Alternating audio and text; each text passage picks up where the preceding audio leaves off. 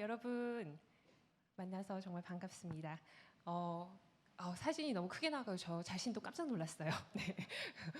크게 그렇게 한 10년 전 사진인데 크게 다르진 않죠? 자, 오늘 여러분들 앞에 이렇게 우리 늘사랑 중고등부 비전 선데이에 초대를 해주셔서 너무너무 영광스럽고 또 감사합니다. 소개를 받은 대로 저는 여러 가지 일들을 하고 있는데 여기 우리 늘사랑 교회 사랑의 학교에서 이제 목자로 또 함께 섬기고 있어요. 그래서 사실 모시기 어려운 그런 목자는 아니었고요. 제가 되게 흔쾌히 목사님께 제가 가겠습니다라고 말씀을 드리고 준비를 하면서 되게 현타가 왔어요. 아이들이 없는데 내가 어떻게 할 수 있을까? 아이들이 유튜브에서도 아마 이렇게 정수리를 보이고 있을 텐데 어떻게 아이들과 눈맞춤을 할 수 있을까? 제가 이제 하나님께 기도하면서 하나님, 우리 아이들이 영상에서 이 정수리 보이지 않고 저와 눈맞춤 할 수 있도록 도와주세요라고 기도하면서 제가 준비했습니다.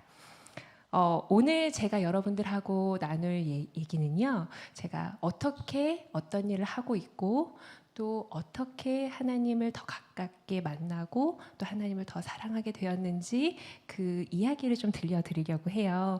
비록 이제 짧은 시간이지만 이 시간을 통해서 하나님께서 여러분들에게도 제가 만났던 그런 동일한 은혜 또는 그것보다 훨씬 더 큰 은혜로 하나님이 여러분들을 만나주시고 여러분들 마음속 안에 꿈과 비전과 소망을 심어주시기를 기도하겠습니다.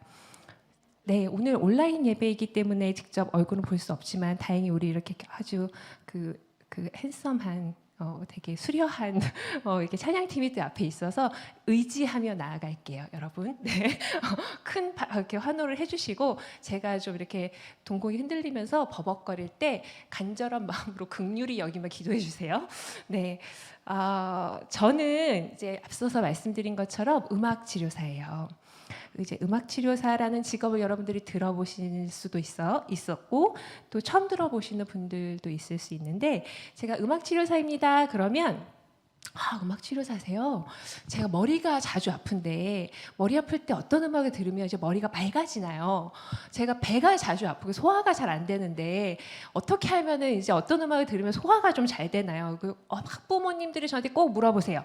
우리 아이가 집중을 못 합니다. 어떤 음악을 들어야 우리 애가 집중을 잘할 수 있을까요? 심지어 요즘에는 저희 강아지가 혼자 있을 때 너무 외로울 것 같아요. 저희 강아지 집에 두고 나갈 때 음악 좀 들려줄 수 있도록 좀 추천해 주세요. 이런 이야기도 자주 듣는데요. 이제 음악 치료사는 사실은 이렇게 뭐 두통, 치통 어디에 이렇게 처방하는 그런 처방사는 아니고요.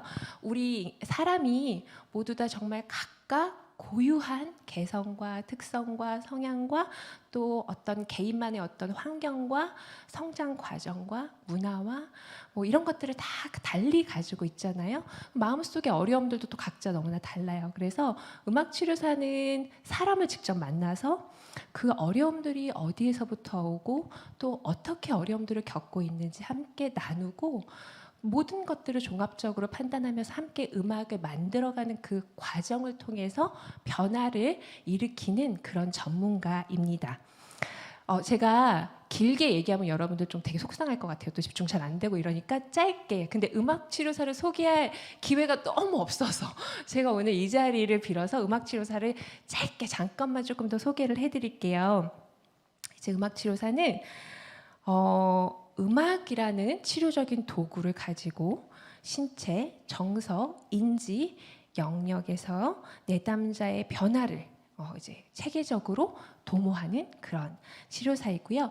저는 이제 앞서 말씀해 주신 것과 같이 저는 음악 치료사로 일을 하면서 또 대학교에서는 학생들을 가르치고 있어요.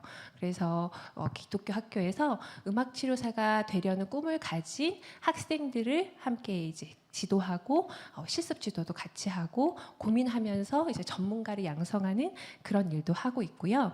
보통 음악 치료사는 이제 뭐 발달 장애를 가진 아동, 청소년, 성인들과 함께 이제 치료 교육, 발달 지원 음악 치료사로 일을 하기도 하고 또 병원에서 뭐 암투병을 하거나 희귀 난치성 질환을 갖고 있는 환자들을 위한 호스피스 음악 치료사로 일을 하기도 하고, 뇌졸중이나 뇌성마비, 신체마비 등이 있어서 어떤 재활을 목적으로 하는 그런 환자들을 대상으로 신경학적 재활 음악 치료사로 일을 하기도 하고요.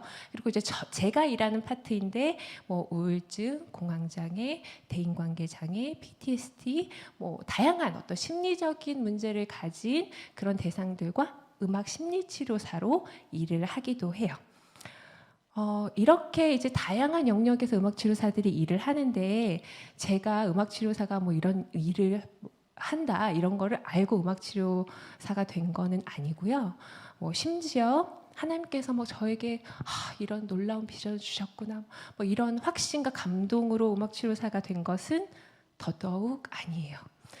제가 상당히 오랜 시간을 돌고 돌아서 이제 음악치료라는 학문을 공부하게 되었고, 또 감사하게도 지금은 이제 꽤 이제 영향력이 있는 하나님이 주신 능력을 그래도 좀 사용할 수 있는 그런 음악 치료사가 되었어요.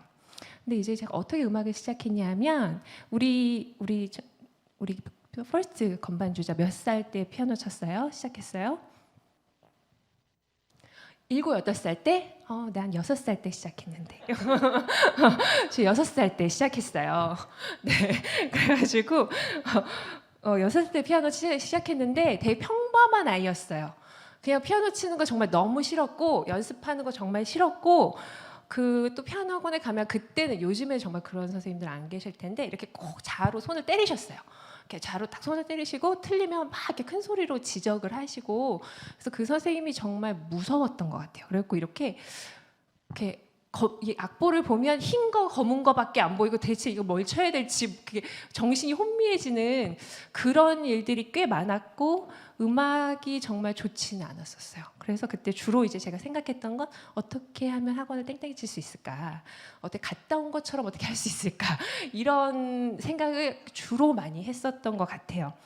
그리고 저희 부모님도 뭐 저를 뭐 그렇게 특별히 뭐 음악 전공을 시켜서 막 훌륭한 음악가로 키우시겠다는 생각도 없으셨던 것 같아요. 저희 아빠가 이제 항상 말씀하셨던 게, 근데 이제 하나를 배우면 좀 꾸준히 뭐 잘할 때까지 좀 해라, 꾸준히 해라, 이제 이런 그 성향을 좀 가지신 분이어가지고, 제가 초등학교 때 정말 아직도 기억이 나는데, 아침 일찍 저를 깨우세요. 아침 일찍이 집중이 잘 된다. 그러면서 학교 가기 전에 아침 먹기 전까지 피아노를 연습해라. 근데 그때 정말 아침마다 제가 울면서 분노의 피아노를 막 이렇게 쳤던 기억이 나요. 아무거나 막 뚱땅뚱땅. 엄마 아빠는 잘 모르시니까. 그런 또 생각이 나고, 그 학원에는 정말 이렇게 영혼 하나도 없이 몸만 이렇게 갔다가 애들이랑 좀 놀다가 이렇게 집에 오고, 이런 거를 제가 주로 했었어요. 생각을 해보니까. 그래서 제가 그런 아이들을 보면 너무 공감이 가요. 뭔지 알 것 같아요. 저 마음, 지금 몸은 여기 와 있지만 영혼은 저쪽에 가 있는 그 마음을 제가 항상 이해를 할 것 같아요. 그러던 중에 제가 중학교 1학년 때 이제 음악실에서 피아노를 막 이렇게 장난으로 막 치고 있는데, 그때 이제 음악 선생님께서 너 지금 뭐 치니? 이렇게 물어보셨어요. 근데 제가 이제 아까 말씀드렸듯이 악보를 잘 안 봤어요. 이렇게 흰 거, 검은 거 이렇게 악보를 잘 볼 생각을 안 했기 때문에 저 아무거나 막 쳤거든요. 근데 선생님 저 아무거나 쳤는데요. 그랬더니 와, 너 작곡에 소질이 있는 것 같다. 너 작곡 공부 한번 해볼래?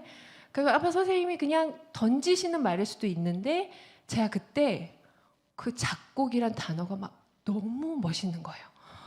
멋있다. 나 작곡가가 돼야겠다. 작곡을 어떻게 공부할 수 있지? 제가 그 순간 딱 마음을 먹었어요. 중학교 1학년 때 난 작곡가가 되리라.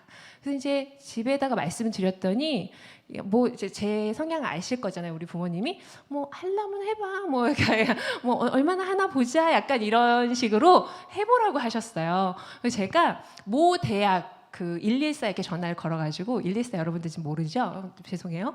이렇게 전화 걸어갖고 음악대학에게 전화 걸어서, 저 중학교 1학년 뭐 누군데요, 제가 작곡을 공부하고 싶은데 그 작곡 전공하시는 선생님 좀 소개시켜 주세요. 제가 이렇게 해서 소개를 받았어요.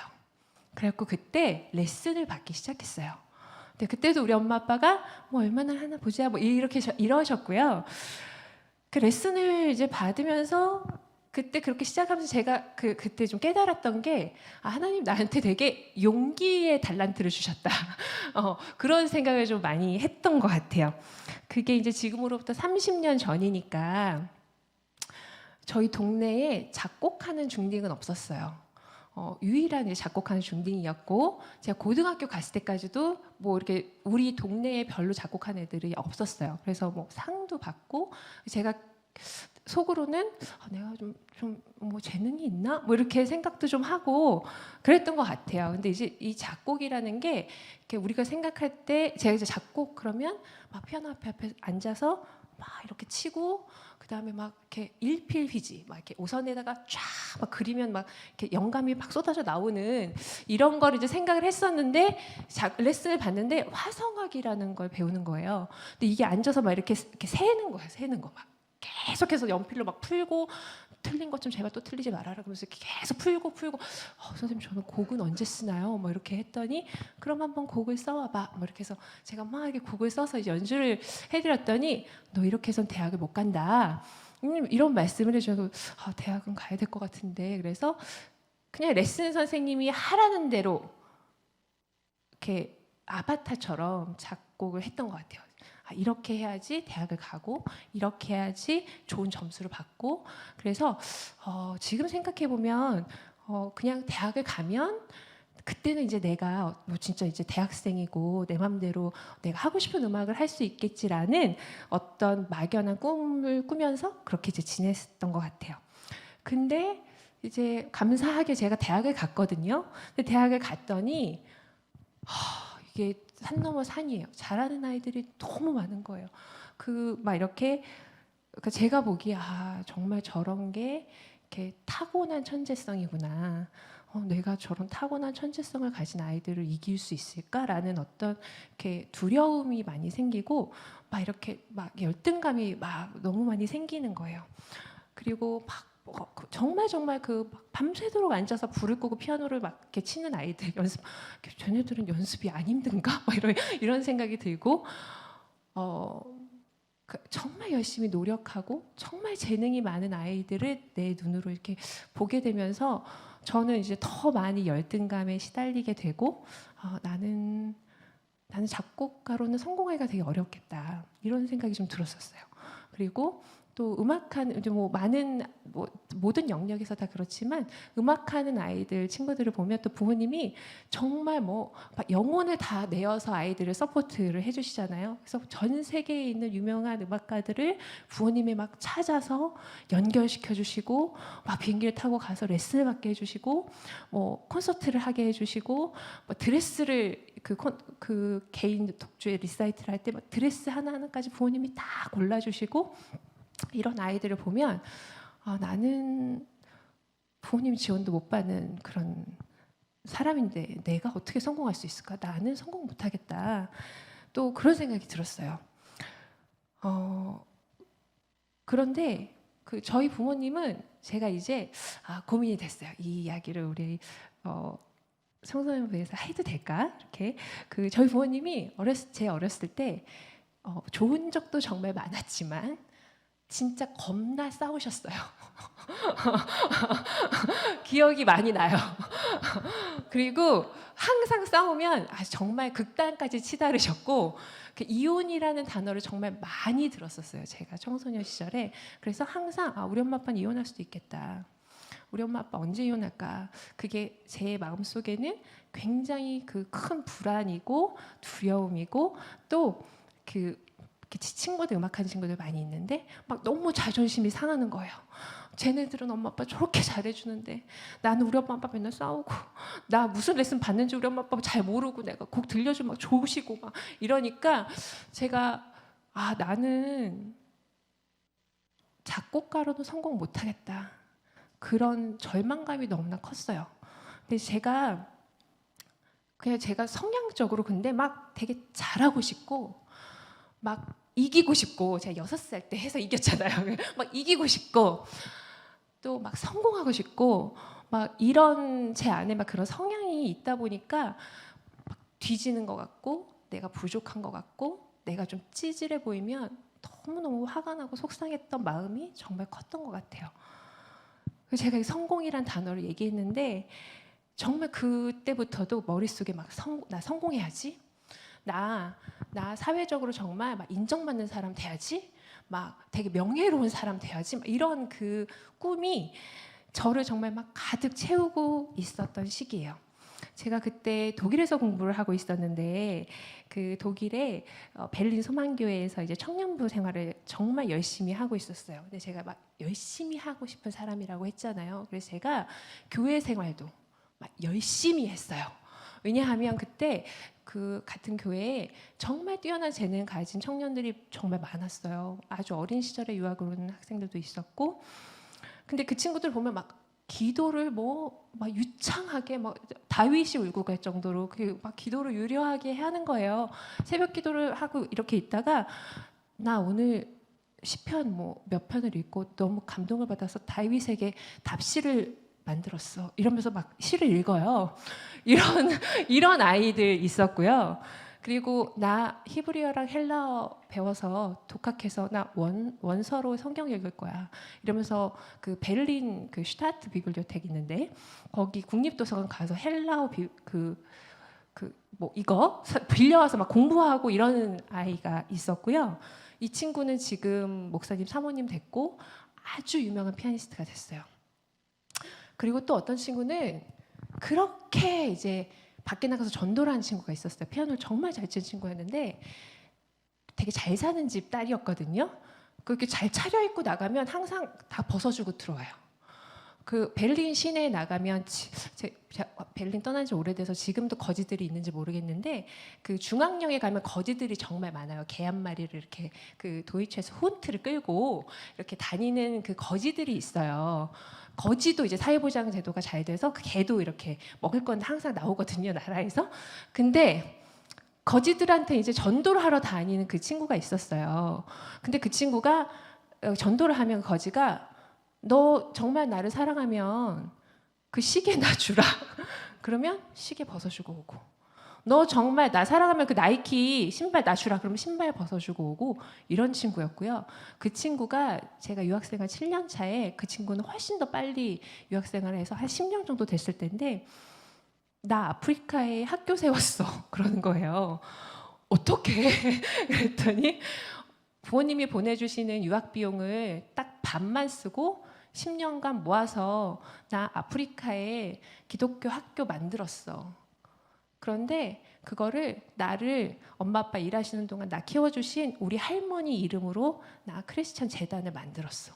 그런 친구도 있었어요. 그래서 제가 뒤처지면 안 되겠다. 내가 신앙을 갈고 닦아야 되겠다. 그래서 정말 그때 열심히 기도하고 성경이 너덜너덜해지게 또 성경을 잘 모르면 약간 좀 자존심 상하니까 막 성경도 막 열심히 읽고 새벽 예배에 빠지지 않고 기도하고 했던 것 같아요. 제가 오늘 강연을 준비하면서 그때 내가 정말 열심히 기도도 하고 성경도 보고 했는데 내가 그때 무슨 기도를 했을까? 20년 뭐 이렇게 넘었으니까 잘 기억이 안 나는 거예요. 나 무슨 기도를 했을까? 근데 뭐 이렇게 유려하게 좋은 언어로 기도를 많이 했었을 거예요. 근데 이제 돌이켜 보면 제 기도의 그 핵심은 저 성공하게 해주세요. 저 독일에서 공부 잘해서 한국에 금이 환영하게 해주세요. 뭐 이런 게 아니었을까라는 그런 생각도 좀 들더라고요. 근데 이제 제가 그때 이제 말씀드렸잖아요. 나는 이제 성공하는 작곡가는 못 될 것 같으니까 제가 막 고민을 했어요. 어떻게 해야 되지? 하다가 이제 그러면 대학원 진학은 내가 이 실기하는 애들이 잘 안 하는 거. 내가 음악 이론, 뭐 음악 역사, 음악 사회학, 음악 심리학 이렇게 음악학이라는 학문을 공부해서 내가 쟤네들보다 이렇게 지식자로 내가 아무도 안 하는 거 그걸 내가 해야겠다라는 마음을 먹고 이제 대학원 진학은 음악학이라는 이론 공부를 시작을 했어요. 근데 이제 오랫동안 실기하고 이렇게 그 콩나물 그리고 이런 거가 익숙하다 보니까 매일 앉아서 책을 읽고 논문을 쓰고 토론을 그렇게 하라네. 그래서 계속 너 생각을 말해보래요. 막 독일 교수님들이 계속 너 생각을 말해보래. 난 한국에서는 한 번 내 생각을 말해본 적이 없었는데 우리가 공부할 때는 그냥 하란 대로 하고 외우라는 대로 외우고 그러면 뭐 잘 되는 것 같았는데 내 생각을 말해보래. 그래서 그게 너무 괴로웠어요. 독일 애들은 그렇게 자기 생각을 말해요.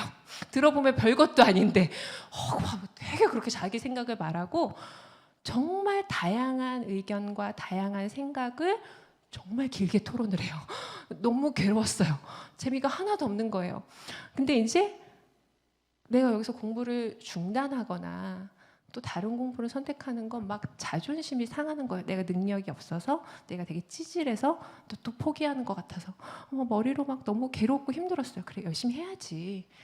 열심히 해야 성공을 하지. 고통 없이 성공하는 사람이 어디 있겠어. 이런 마음이 들다가도 너무 힘들다.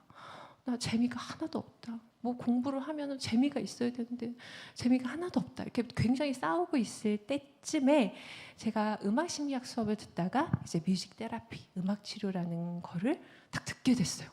저게 뭐지? 근데 그거는 지식도 있어야 되는데 음악적인 역량도 있어야 되고 실제로 사람을 만나서 음악을 막 해야 되고 그런데 아는 것도 많아야 된대요. 그래서 이거는 내가 정말 찾던 거다. 음악도 할 수 있고 막 지식적인 것도 막 많이 배워서 아는 것도 많이 있을 수 있으니까 나는 이거를 해야 되겠다라고 그 순간 마음을 먹었어요. 근데 하나님께서 저에게 용기의 달란트를 항상 주셨잖아요. 그래서 딱 수업이 끝나고 그 수업을 해주셨던 교수님 찾아가서 교수님 저 음악 치료 더 알고 싶은데 어떻게 해야 더 알 수 있나요? 물어봤더니 우리 학교에서는 음악 치료 공부했었고 저 옆 학교 가야 공부할 수 있어. 그러시는 거예요. 그래서 그 옆 학교 교수님 성함을 알려주시고 연락을 해봐. 그래서 제가 용기의 달란트로 또 바로 연락을 드렸어요. 그랬더니 우리 학교에서 이번 주 토요일에 음악 치료 그룹이 열리는데 너 와서 음악 치료 받아볼래?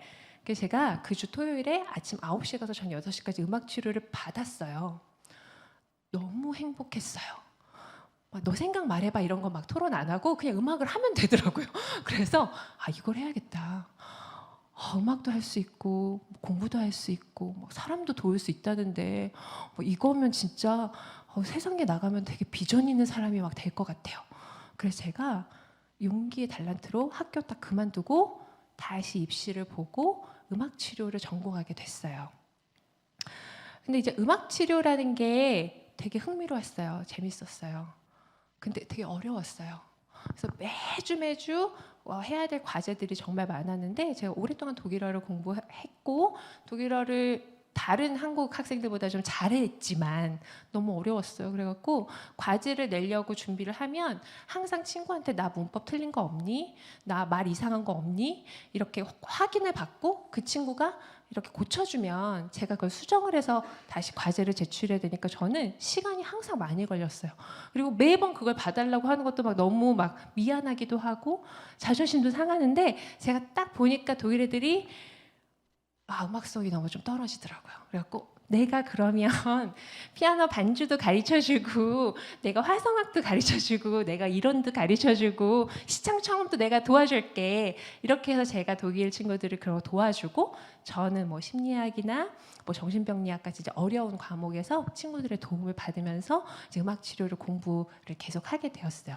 근데 이제 음악 치료사는 공부하는 과정에도 실습을 나가야 돼요. 의사나 간호사들이 병원으로 실습 나가는 것처럼. 그래서 뭐 이제 음악치료사도 병원으로 나가기도 하고 특수학교 같은 뭐 기관, 사회복지기관으로 나가기도 하는데 저도 이제 그때 병원도 나가고 특수학교에도 나갔어요. 근데 이제 처음 나갔던 실습에서 제가 준비를 많이 했죠. 독일어 노래를 막 달달달달 외우고 막 다 이제 이렇게 준비를 해서 갔는데 그 독일 장애 아이들이 볼 때에도 이제 제가 외모가 좀 특이했겠죠. 이렇게 눈도 이렇게 뚝 찢어지고 이렇게 뭐 이렇게 생기고 이렇게 보던 사람 늘 보던 독일 사람처럼 안 생겼으니까 저 사람은 도대체 뭘까라는 그런 아이들의 호기심으로 제가 뭘 해도 무슨 노래를 해도 무슨 말을 해도 저의 그 외모에만 이렇게 관심을 기울이고 아무것도 같이 해주질 않는 거예요. 그래서 너무 괴로워하고 있는데 그때 다운 신드롬 어떤 아이가 제가 너무 신기한 나머지 정말 저를 이렇게 보다가 쉬가 마렵다는 그 신호를 못하고 그냥 바지에도 실을 쌌어요. 그럼 어떡해요? 제가 치워야 돼요. 그러면 아이들이 신호를 못 보내서 미처 화장실에 못 가서 실례를 하면 거기 안에 있는 전문가는 나니까 내가 그걸 치워줘야 돼요. 그래서 그래도 나 막 피아노 치던 손인데 막 시도 치우고 뭐 똥도 치우고 뭐 애들이 침 흘리면 침도 닦아주고 이런 거를 이제 하게 되고, 또 이제 병원에 가면 뭐 치매 어르신들이나 이제 환자들이 있는데 환자들은 몸이 아프니까 되게 예민하잖아요. 그래서 여러분들이 생각해보면 내가 아파서 막 병원에 갔는데 외국인이 어디 저기 되게 중국인이나 뭐 베트남처럼 보이는 되게 동양인이 어서 오세요. 어디 아팠어 오셨어요. 막 이렇게 하면 뭐 믿음이 가겠어요? 뭐 나를 맡길 수 있을까? 그러니까 이제 그 어르신이 치매 어르신이 제가 딱 들어가면 제가 그튼타 뭐 프라시미트 하면 막 욕을 하셨어요. 막 너네 나라로 가. 뭐 왜 너 여기 왔어? 막 이렇게 하시고 동양인들은 마늘 냄새 나. 뭐 이렇게 하셔가지고 근데 제가 저는 실습을 나가야 되고 항상 독일 친구들이랑 같이 공부를 하니까 진짜 한국 음식을 안 먹었어요. 그래서 식탐이 별로 없어가지고 덩치는 이렇지만 식탐은 또 많지 않답니다. 그래가지고 한국 음식을 정말 안 먹고 1년에 2번 정도 설날 그리고 추석 때 우리 한인교회에서 유학생들을 초대해 주셔서 한국 음식을 먹을 수 있게 해주신 거 이외에는 제가 한국 음식 안 먹었어요. 마늘 냄새가 안 날 텐데 그런 고정관념으로 자꾸 제가 이제 문을 열고 들어가면 마늘 냄새, 슈팅카트 막 이렇게 하면서 이제 마늘 냄새 난다 그러고, 그리고 이제 니네 나라로 돌아가라 그러고 왜 저 못 사는 동양 나라에서 온 애들이 우리한테 왔냐고 소리를 지르셨어요. 그래서 참다가 제가 하루는 못 참겠더라고요. 그래갖고 프라시미트 당신한테는 무슨 냄새 나는 줄 아냐? 당신한테는 치즈 냄새 난다. käse거든요. 독일어로 치즈 냄새 난다. 그 치즈 냄새 어떤 냄새인지 아냐? 진짜 한 3개월 동안 발 안 씻은 진짜 썩은 냄새다. 제가 그렇게 막 했어요. 약간 이렇게 당황하시면서 어쨌든 그날 세션 잘 했는데 제가 집에 돌아오면서 약간 이제 걱정이 됐어요. 내가 환자한테 어쨌든 화를 낸 거니까 내가 이 병원에서 약간 잘릴 수도 있겠다 이런 마음으로 돌아왔는데 다행히 그분이 이제 치매 환자시니까 제가 그렇게 했던 걸 기억을 못 하셨어요. 그리고 다음 주에 가니까 또 똑같이 너 마늘 냄새 난다 돌아가라 뭐 이렇게 그냥 하셔가지고 이제 지나갈 수 있었어요. 그래서 제가 그런 경험을 하면서는 내가 진짜 사람들을 이렇게 만나서 하는 이 직업을 내가 정말 할 수 있을까? 이거보다 더 심한 환자들도 많고 더 어려운 그런 케이스도 많을 텐데 내가 정말 이걸 할 수 있을까라는 그런 갈등도 그때는 좀 있었던 것 같아요. 근데 뭐 사람은 어쨌든 익숙해지는 것도 있고 또 능숙해지는 것들도 있으니까 제가 공부를 하는 동안에는 이렇게 틀니를 빼서 주물주물하고 계시다가 제가 들어가면 틀니를 황급히 입에 넣으시고 여기 침이 되게 흥건한데 독일에서는 항상 악수로 인사를 하거든요. 구텐탁 뭐 이렇게 이제 침이 여기 흥건한데 막 이렇게 악수를 하셔도 제가 어르신 이제 침 여기 닦고 저 악수 좀 하자 이렇게 하거나 이렇게 틀니 빼고 들고 있으면 그 틀니 얼마나 비싼 건데 지금 잊어버리시면 어떡하냐 빨리 입에다 넣어라 이렇게 해서 제가 넣어드리기도 하는 그런 이제 여유가 이제 나중에는 좀 생기기도 했어요.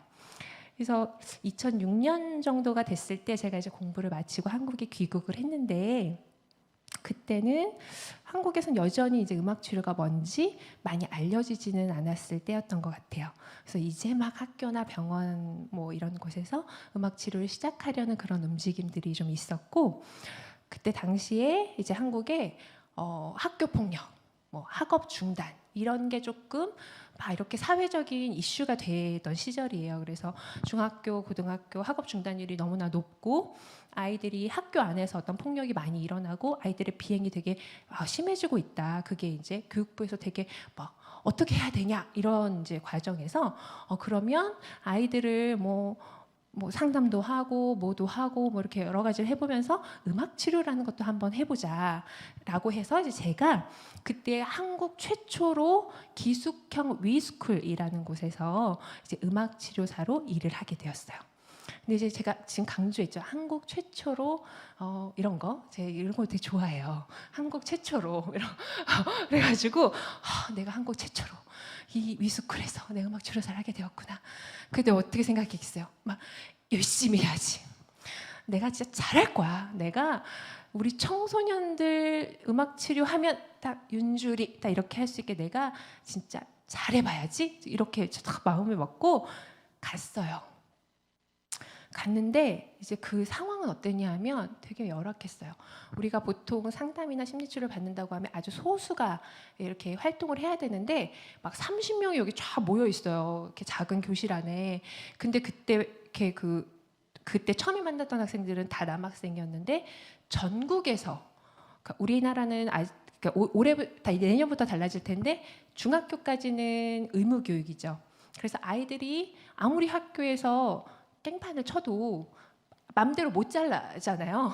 그러니까 이제 퇴학은 시키고 싶은데 법으로 퇴학을 시킬 수 없는 이제 퇴학 위기에 놓인 아이들, 그리고 이제 고등학생은 퇴학을 시킬 수 있는데 여러 번 퇴학을 당해서 2년, 3년 꿀다가 다시 학교로 오면 또 퇴학을 당해야 되는 이런 이제 아이들, 그런 아이들이 이제 모여 있는 거예요. 그래서 나이도 천차만별이에요. 뭐 2년 꿇은 형님, 뭐 3년 꿇은 형님, 뭐 그냥 중학교 1학년인 아이들, 뭐 이렇게 천차만별이고, 그때 이렇게 덩치가 컸던 아이를 보면 우리 배전도사님보다 한 2배 정도 크고, 그리고 이제 여기 이렇게 문신이 이렇게 쫙 이렇게 예쁘게 쫙 그려져 있고요. 뭐 팔다리에 쫙 그려져 있고, 이제 봐라, 내 문신 좀 봐라. 그래서 아이들이 체육복 반바지를 다 이렇게 입고 있어요. 그렇게 슬리퍼 이렇게 딱 신고 이렇게 반바지 딱 입고 있고, 그리고 제가 이제 음악 치료사니까 저는 이제 들어가면 노래를 하거든요. 얘들아 안녕 이렇게 해서 막 노래를 하는데, 노래를 하면 애들 너무 놀랍죠. 들어와서 우리한테 노래를 해. 그래서 놀라운 나머지 아이들이 저한테 정말 찐으로 퍼큐를 날리거나 뭐 이런 일들이 있었어요. 그리고 그 웃는 이가 빼고는 다 욕인 거예요. 정말 세상 들어보지 못한 욕을 그때 정말 와, 세상에 이렇게 다양한 욕들이 있구나. 그리고 이제 전국에서 온 아이들이다 보니까 뭐 경상도 욕, 전라도 욕, 뭐 이런 거 이렇게 쭉 들으면서 제가 뭐 너무 놀랐어요. 영혼이 정말 탈탈 털리는 이제 느낌이었죠. 그래서 제가 선생님이라고 이렇게 앞에 서 있는데 정말 이제 저한테 관심 없고 뭐 하든지 말든지, 뭐 어떤 친구들은 뭐 한번 해보시지 뭐 이렇게 그래서 제가 좀 얘기하면 연설하시네 뭐 이렇게 하는 친구들도 있었고, 그래서 정말 막 식은땀이 나고 어떻게 해야 될까 막 이렇게 두려워하고 있는데, 그때 아이들 간의 싸움이 났어요. 우리 배전도사님보다 덩치 큰 아이들끼리 막 싸움이 나서 막 힘으로 안 되니까 이제 의자를 집어 던져서 아이들이 막 이렇게 이제 내려치고, 주변에 아이들이 막 말리고 막 엉겨붙고 하면서 이제 싸움이 크게 나서 다른 선생님들이 막 갑자기 들어오셔서 막 몽둥이를 휘두르시면서 아이들을 좀 진압하고, 아이들이 다 이제 불려가서 다시 이제 뭐 선도 교육을 받아야 되는 상황이라서 제가 음악 치료 준비해 갔던 걸 하나도 못 하고 안녕 이러고 이렇게 찐으로 이거 포켓 한번 날려주고 이렇게 돌아오게 됐어요. 다 악기를 다 싸고 준비했던 걸 다 싸가지고 돌아오게 되면서 막 화도 나기도 하고 마음이 너무 막 이상한 거예요. 왜냐하면 내가 이 아이들한테 이 쌍욕을 들으려고 그동안 이렇게 고생하면서 공부를 한 건 아닌데, 내가 학사 석사 뭐 이렇게 학위 받고 내가 이렇게 이 아이들한테 이 대접을 받으려고 그동안 내가 고생한 건 아닌데, 또 내가 배운 거는 어디로 갔을까? 왜 내가 오늘 이 아이들을 위해서 뭔가를 하지 못했을까? 그런 뭐 자책감, 실망감, 또 화도 나고 막 여러 가지가 막 뒤섞이면서 이런 또 생각을 하게 되었어요. 이 아이들한테는 어떤 전문가가 필요한 것일까? 이 아이들은 어떤 도움을 진심으로 원하는 걸까? 이 아이들이 정말 원하는 사람이 어느 학교, 어디에서 얼만큼 공부하고 어떤 학력을 가진 사람, 뭐 얼마나 유명하고 얼마나 사람들이 훌륭하다고 하는 그런 사람을 이 아이들이 원하는 걸까? 사실 이 아이들한텐 그거는 뭐 아무 상관이 없지 않을까? 이 아이들이 정말 원하는 사람은 내가 얼마나 힘든지, 내가 무엇 때문에 이렇게 힘든지, 내가 무엇 때문에 이렇게 화를 낼 수밖에 없는지, 내가 무엇 때문에 학교를 몇 번이나 그만두고 세상으로 뛰쳐나올 수밖에 없었는지 이해해주고 들어주고 공감해주는 사람이 필요한 것이 아닐까라는 생각을 그때 정말 진심으로 처음 했던 것 같아요. 좀 부끄러운 거죠. 내가 이 문제아를 뜯어 고쳐주겠어 라는 생각을 가졌던 제가 이 아이들을 내가 만나야겠다. 정말 진심으로 만나고 싶다라는 그런 마음을 갖게 됐고, 그 순간 하나님께서 저한테 이런 마음을 주셨던 것 같아요. 세상에서는 문제아라고 낙인 찍은 이 한 사람이 내가 정말 사랑하는 사람이다.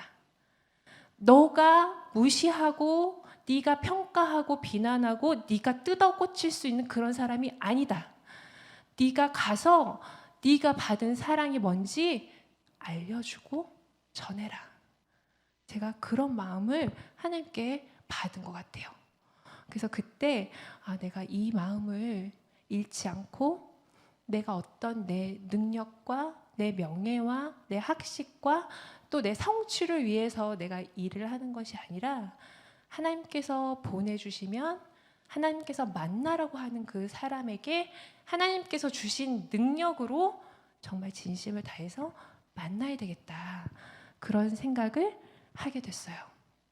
그리고 그 생각을 잃어버리고 싶지가 않아서 제가 그때 노래를 하나 만들었어요. 근데 제가 오랫동안 이게 삼류 작곡가로서의 어떤 열등감에 시달리는 것을 이제 좀 벗어나서 자유로운 마음으로 노래를 만들었는데, 그 노래가 나비라는 곡이에요. 그래서 나비라는 곡을 여러분들과 함께 한번 나눠보도록 하겠습니다. 우리는 딱딱한 껍질과 같은 삶의 장애물들로 인해서 내 삶의 가능성이나 소망, 잠재력 등을 기억하기조차 어려울 때가 너무나 많아요. 눈으로 보여지는 겉모습으로 판단하지 않고 그 안에 감춰진 마음, 또 진실을 볼 수 있는 지혜, 또 누구나 하나님께서 주신 존귀한 사람이라는 것을 잊지 않는 그런 마음으로 우리 나비라는 곡을 함께 불러보도록 하겠습니다.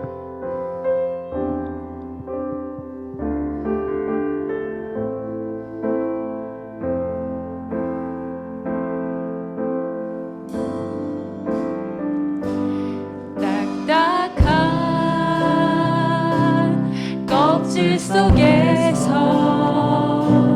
조용히 기다리면서 무슨 생각할까, 누굴 생각할까, 잠을 잘까, 꿈꾸고 있을까. 나비라는 건, 나비라는 건, 나비라는 건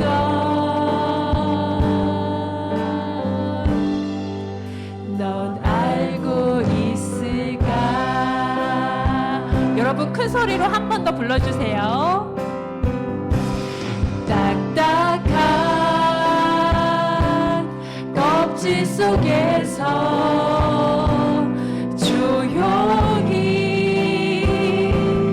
기다리면서 무슨 생각할까, 누굴 생각할까, 잠을 잘까, 꿈꾸고 있을까. 나비라는 건, 나비라는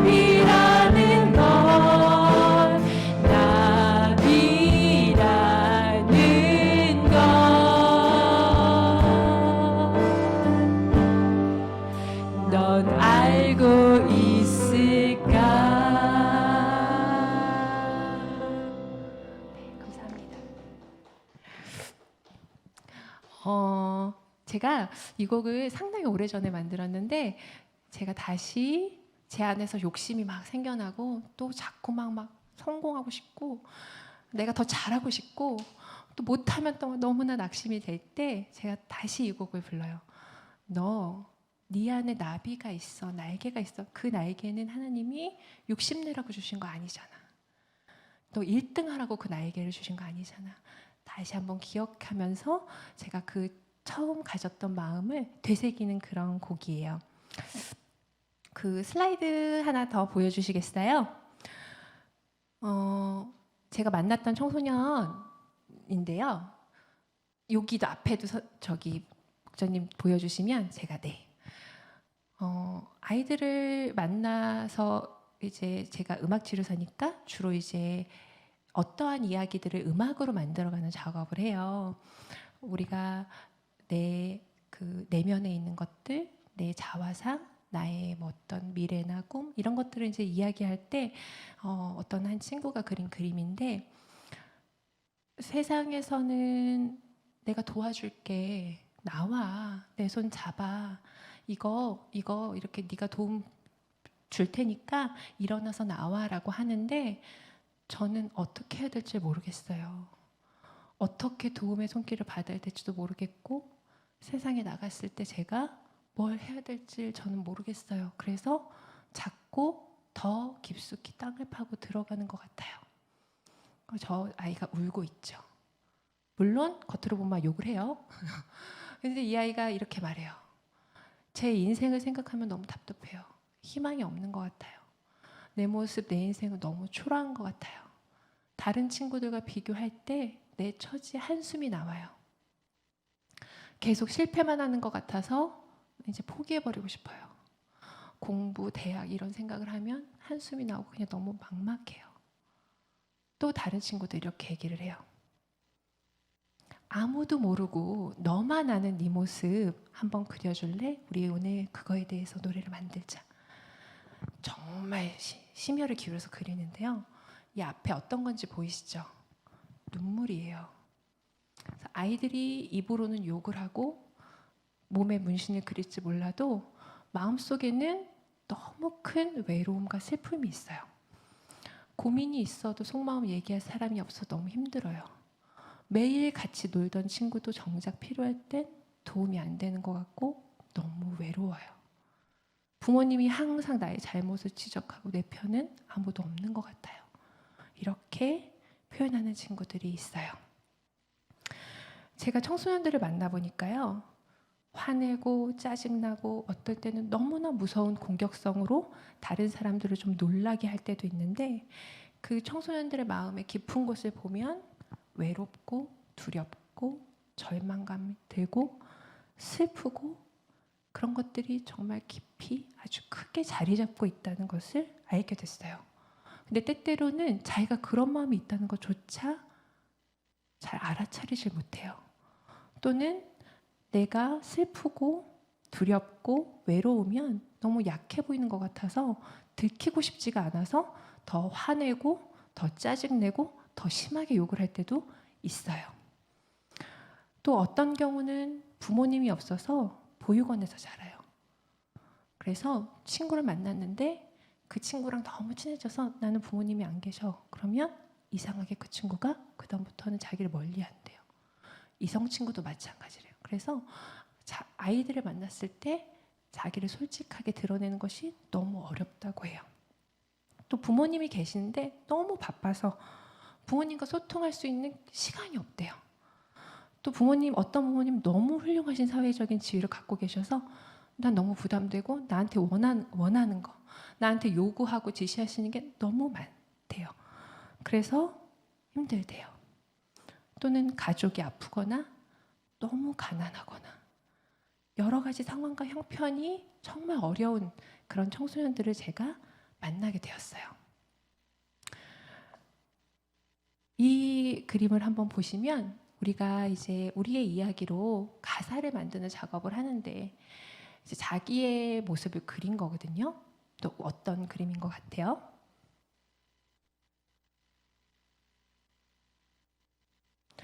너의 생각을 말해줘. 어떤 그림인 것 같니 얘들아? 보이는 그대로야. 응? 높은 빌딩에서 떨어져서 죽어요. 그리고 자기 영정사진 앞에 향초가 놓여져 있고 아무도 오지 않는다. 제 가슴이 쿵 내려앉았어요. 아니 지금 노래 만들어져서 지금 죽여버리면 어떡해 라는 마음도 들고, 얼마나 어려운 생활을 했으면 죽고 싶다라는 생각을 했을까. 근데 여러분, 죽고 싶다는 생각이 한번 들면 멈춰지질 않아요. 계속해서 죽고 싶다는 마음이 들고, 어떻게 죽지? 어떤 방법으로 죽지? 언제 죽지? 이렇게 구체적인 생각까지도 할 수밖에 없게 돼요. 그런데 이 친구한테 제가 너 언제부터 그렇게 죽고 싶은 생각을 하게 됐니? 선생님한테 솔직하게 한번 말해보렴 이라고 하면 걔가 말 안 하겠죠. 그래서 그래? 그럼 이 주인공은 이제 어떻게 될까? 제가 이렇게 물었어요. 그랬더니 이 다음 슬라이드를 보여주시면요, 뭐가 있는 것 같아요? 우리 자매님, 제일 첫 번째 그림에 무덤에서 천사가 일어나죠. 이 친구가 이렇게 말해요. 다시 태어나기 위해서 죽는 거예요. 다시 태어나기 위해서 죽는 거구나. 다시 태어나면 뭘 하는데? 연락 공부를 열심히 하죠. 대통령이 되는 거예요. 옆에 애들이 이 새끼 헛소리 한다 그러면서 이제 욕을 하고 유치하다 뭐 이렇게 하는데, 장난으로 말을 하는 것 같지만 이건 정말 진심이에요. 우리 아이들이 처한 상황을 보면 내가 바꿀 수 없는 것들이 너무 많아요. 부모님, 학교 환경, 선생님, 친구, 돈, 학력 뭐 이런 것들 다 내가 바꿀 수가 없어요. 난 잘해보고 싶은데 잘해보고 싶은 마음으로는 할 수가 없어요. 그래서 그 마음이 자꾸만 포기하게 돼요. 그리고 아이들이 공부 잘하는 게 필요하다는 거, 나도 공부 정말 잘하고 싶다는 거 누구나 다 생각해요. 근데 그게 너무 어려운 거예요. 그래서 그러면 이 아이들이 자꾸 낙심되고 자꾸 포기하고 싶을 때마다 100번이고 1000번이고 용기를 주고 손을 잡아주고 일으켜줄 사람들이 필요하겠구나 라는 생각을 제가 했어요. 아이들이 다시 태어나서 지금의 내가 아닌 새로운 사람이 되어서 잘 살아보고 싶은 그 마음, 그게 아이들 마음 안에 있는 진짜 마음이에요. 우리 모두는 그걸 알아줘야 돼요. 그리고 지금 이 영상 앞에 있는 친구들 중에도 지금 내가 가지고 있는 환경들, 어려움들, 내가 내 손으로는 어떻게 바꿀 길이 없어서 나 다시 태어나고 싶어 하는 마음이 있다면 하나님 앞에 기도하세요. 하나님이 여러분을 다시 태어나게 해주실 거예요. 제가 여러 친구들을 만나면서 많은 노래들을 부르고 연주도 하고 함께 만드는데, 아이들이 처음에는 욕도 하고 뭐 저한테 선생님이랑 나랑 이런 얘기 할 사이가 아니잖아요 뭐 이렇게 얘기를 하지만, 또 시간이 지나면 굉장히 진솔하고 또 솔직하게 또 담대하게 아이들의 마음을 이야기를 해줘요. 그런 것들을 우리가 또 음악으로 작업을 하고, 우리가 이런 마음을 가지고 있다라는 것을 공연도 하거든요. 그래서 이 음악을 만들 때에 이 음악을 만들었던 친구가 이 음악은 어떤 사람이 들었으면 좋겠어? 라고 물어보니까 나 같은 사람, 나처럼 힘들고 어려운 청소년들이 들었으면 좋겠어 라고 했던 노래가 있어서 제가 영상으로 준비했어요. 여러분들에게도 조금이나마 위로가 되었으면 좋겠어요. 여러분들 마음속에도 이런 마음이 있을까요? 부모님한테 전달은 못했지만 내가 정말 미안하고 고맙고 사랑한다 이렇게 전하고 싶은 마음이 여러분들 안에도 분명히 있으리라고 믿습니다. 자, 지금 성경 말씀을 하나 저희가 읽어보려고 해요. 제가 4가지의 그릇 비유를 이제 가지고 왔고요. 우리 성경 말씀 한번 다 같이 읽어보도록 하겠습니다. 시작. 큰 집에는 금그릇과 은그릇뿐 아니라 나무 그릇과 질그릇이 있어 귀하게 쓰는 것도 있고 천하게 쓰는 것도 있나니. 네, 아멘. 그릇이 4개 있어요. 금그릇, 은그릇, 나무그릇, 질그릇 이렇게 4개가 있는데 4개의 그릇 중에서 주인이 쓸 그릇은 어떤 그릇일까요? 자, 아시는 분? 목사님 이거 상품 나가죠? 자, 크게 소리를 외쳐주세요. 댓글 지금 아시는 분? 자, 뭡니까? 큰 소리 외쳐주세요. 하나, 둘, 셋. 자, 일단 여기는 없어요. 상품 여기는 없고요.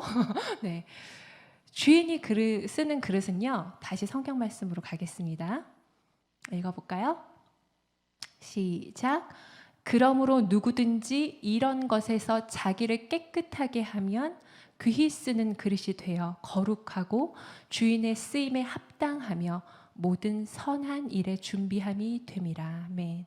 자, 주인이 쓰는 그릇은요, 깨끗한 그릇이래요. 그러면 깨끗한 그릇이 도대체 무슨 그릇일까요? 무슨 그릇일까요? 자, 저 미소 제발 나한테만 묻지 마. 눈짓으로 얘한테 물어. 자, 깨끗한 그릇은요, 제가 생각할 때는요, 그 쓸모와 가치가 재질에 의해서 결정되지 않는 그릇이에요. 금이든 은이든 뭐든 얼마나 깨끗한가예요. 만약에 여러분 은그릇, 질그릇, 나무그릇이 자기한테 이러는 거예요. 나 왜 금 아니지? 나 왜 나무야? 나 왜 은이야? 하면서 매일 금그릇을 부러워해요. 물론 세상 사람들은 금이 값지고 금을 차면 화려하다, 예쁘다라고 말할 거예요. 근데 여러분 질그릇이 어떤 그릇인지 아세요? 전 선생님 질그릇 어떤 그릇인지 아세요?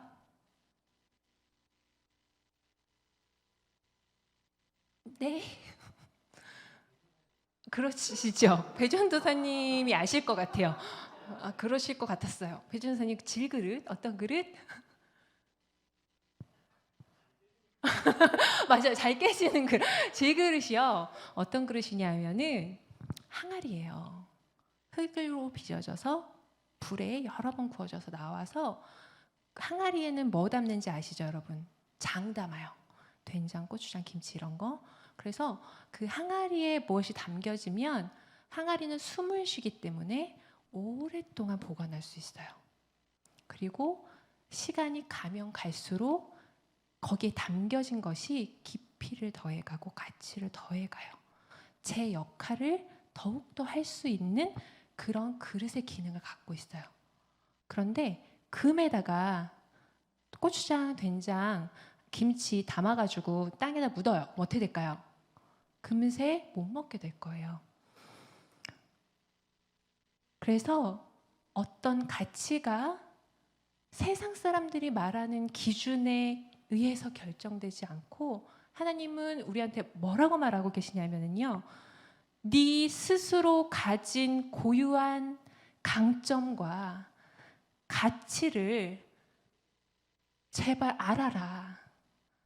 내가 너를 이렇게 만들었는데 저 사람 보고 자꾸 나 왜 금 아니지? 하지 말고 내가 너를 어떻게 만들었는지 제발 좀 봐라. 은그릇, 질그릇, 나무그릇이 금이 될 확률이 없는데 가능하지 않잖아요. 금이 안 될 거잖아요.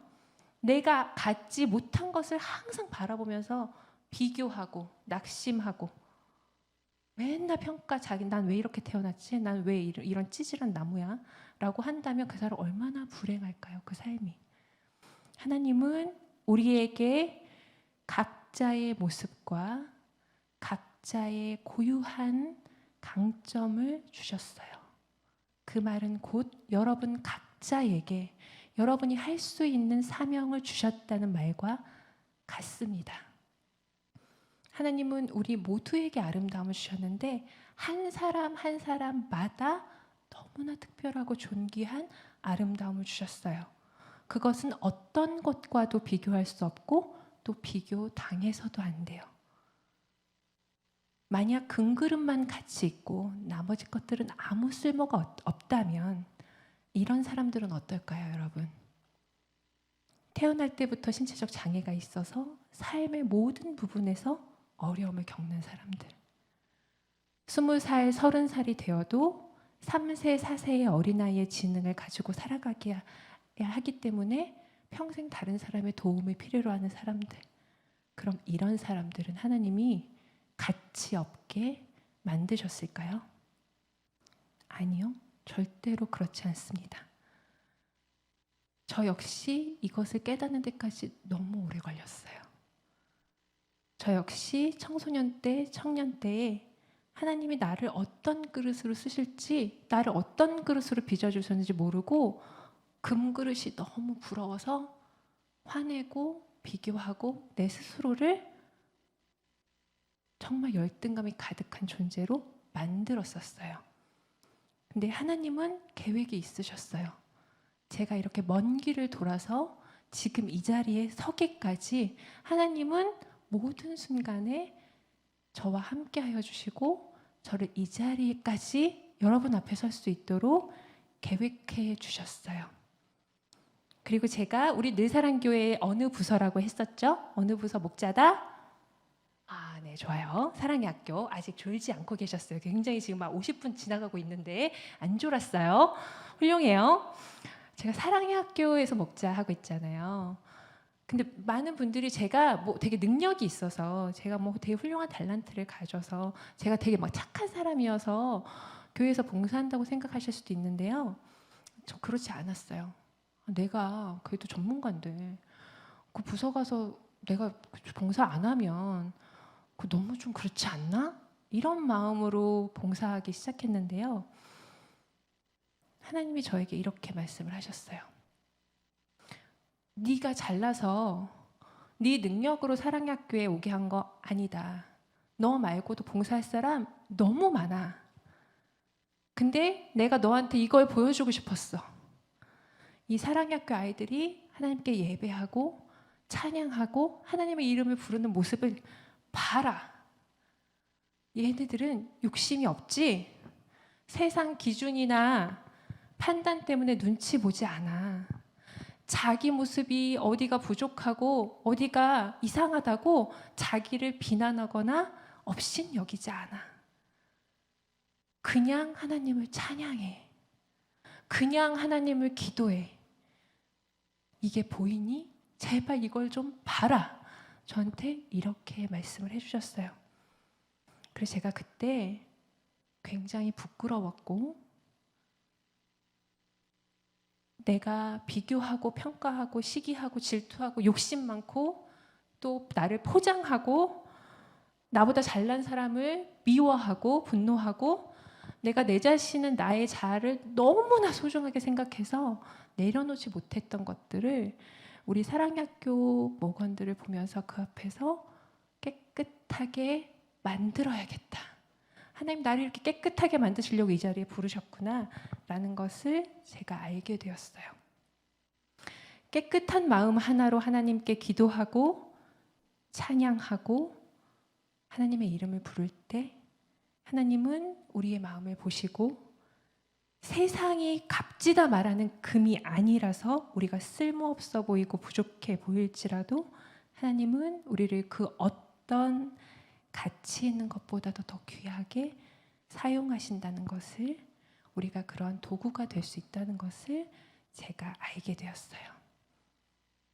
세상의 눈으로 보면 또 세상의 귀로 들으면 우리 사랑의 학교의 올림합창단의 찬양은 형편없는 실력일 수도 있어요.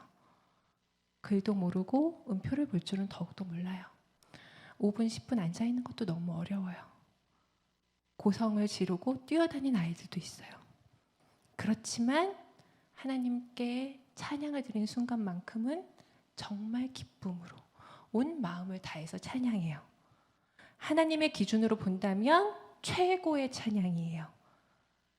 그래서 오늘 여러분들께 우리 사랑의 학교 올림합창단 자랑하려고 영상 하나 준비했습니다. 함께 마음으로 보아주세요. 저희 올림합창단은 노래하며 예수님의 사랑을 전하는 찬양단입니다. 매주 말씀을 전해주시는 전도사님의 설교 말씀과 우리 사랑의 학교에서 체험하는 모든 은혜를 저희는 기쁨으로 찬양하며 나누고 있습니다. 저희 올림합창단이 진심으로 전해드리는 사랑의 메시지를 여러분들 함께 기뻐해 주시고 또 많이 축복해 주세요.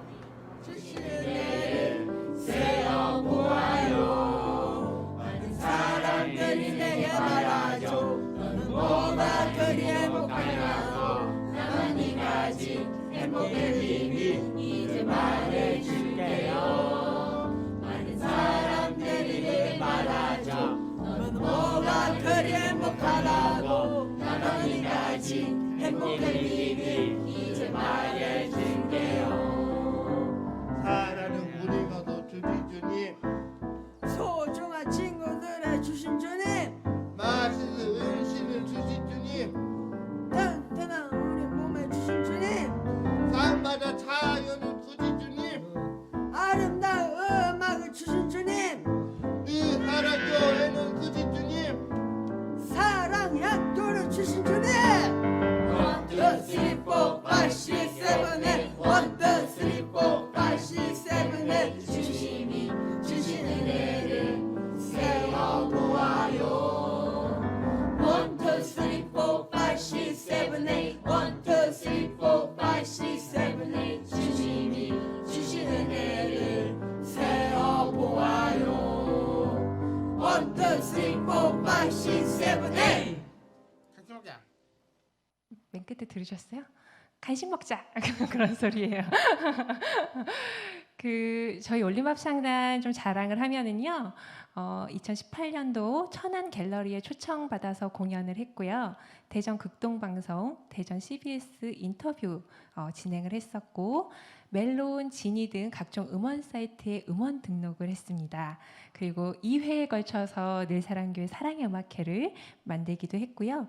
올해는 이제 코리아 스페셜 올림픽에 저희가 초청되었는데 이제 그 코로나로 인해서 개최가 되지 않아서 저희가 출연을 하지는 못했었어요.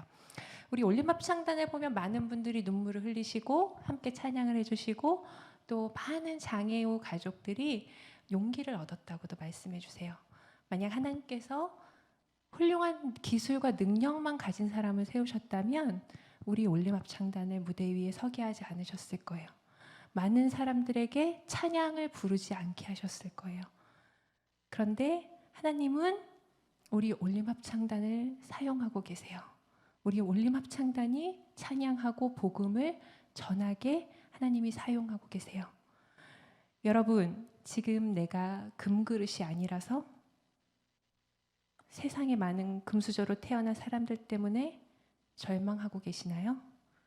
하나님이 나에게 어떤 비전과 소망도 주시지 않은 것 같아서 좌절하고 계시나요? 아니요, 여러분. 하나님은 지금 이 순간도 여러분들과 함께 하시고 여러분의 상처를 헤아리시고 여러분의 손을 잡길 원하십니다. 하나님께 더욱 간절히 기도하세요. 여러분이 깨끗한 그릇이 될 수 있도록 하나님께 기도하세요. 낙심하고 시기하고 또 비난하고 분노하고 절망하는 것들 다 버리고 하나님의 소명과 비전으로 가득 채울 수 있는 여러분들 깨끗한 그릇이 되게 해달라고 여러분들 간절히 기도하세요. 여러분, 하나님이 하시면 사람이 하는 것과는 비교를 할 수가 없어요. 하나님의 방법과 하나님의 속도는 이 세상 어떤 것과도 비교를 할 수가 없어요. 하나님이 하시겠다고 하시면 그 어떤 어려움과 상황을 다 초월하셔서 하나님이 여러분들을 쓰실 겁니다. 하나님이 여러분들을 하나님 능력의 그릇이 되게 하실 거예요. 여러분들의 소망과 비전을 이뤄가는 길이 힘들고 고단할 수도 있어요. 그렇지만 하나님이 여러분들과 함께 하신다는 사실을 항상 기억하시고 여러분 각자의 그릇을 하나님께서 빚어주시고 하나님께서 채워주시도록 기도로 간구하시기 바랍니다. 여러분 가슴 속에 채워지는 꿈과 비전과 열정이 세상의 기준과 관점이 아니라 하나님의 기준과 하나님의 관점과 하나님의 열정으로 채워지기를 저도 기도하겠습니다. 사랑하는 늘사랑 중등부 고등부 우리 청소년들, 하나님께서 여러분들에게 주신 은혜를 기억하시고 또 정말 달고 단 소망의 열매들을 맺어 가시기를 기도하겠습니다. 제가 마지막으로 찬양 하나를 더 소개하고 마칠 건데요. 제가 예전에는 열등감으로 가득 찬 삼류 작곡가였잖아요. 하나님께서 저를 어떻게 쓰시냐면요. 제가 사랑의 학교에서는 인류 작곡가예요. 그래가지고 제가 노래를 만들면 웬만하면 다 좋다 그래요. 막 너무 좋다 그래요. 그래서 제 자존감을 막 높이 이렇게 세워주시고, 그래, 찬양하는데 네 능력을 써. 너무 행복해요. 그래서 뭐 평가하고 내가 성취하는 데 내 음악을 쓰는 것이 아니라 하나님 주신 이런 아름다운 음악을 누리고 함께하고 감사하는 데 쓸 수 있다는 것이 하나님께서 저에게 주신 또 하나의 축복이라는 것을 제가 여러분들께 고백을 드립니다. 우리 늘사랑교회 사랑의 학교 올림합창단이 여러분들께 들려드리는 마지막 찬양입니다. 보배라는 찬양 우리 함께 나누면서 마무리하도록 하겠습니다.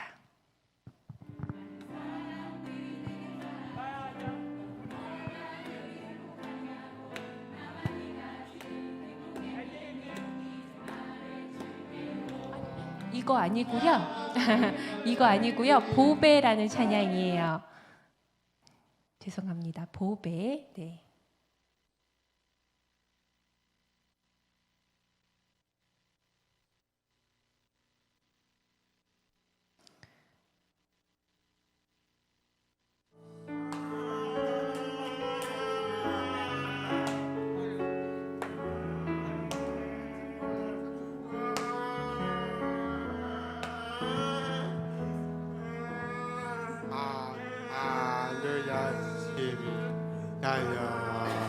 달려왔죠. 내 힘으로 모두 다 이루고 싶었죠. 때로 많은 것들 이루었고 때로 많은 것들에 실패하며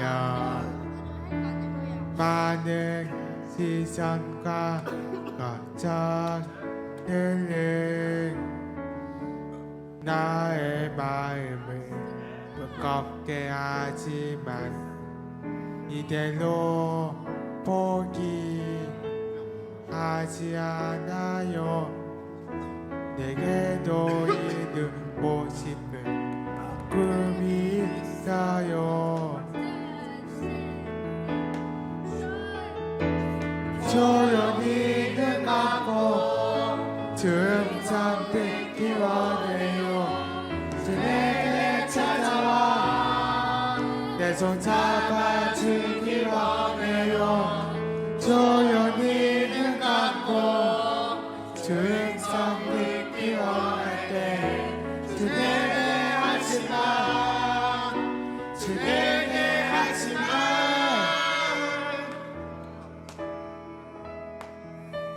나는 언제나 너와 함께 있단다. 너의 약함과 두려움에 내가 눈물 지으며 홀로 외롭고 아프게 두지 않으려고 한 번도 내 두 손을 놓지 않았단다.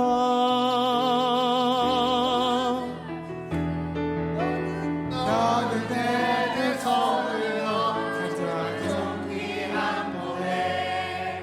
내가 어디를 든지 내가 너를 지키며 너는 내 손으로 가져와 정리한 노래. 이미 내 약속들을 너를 통해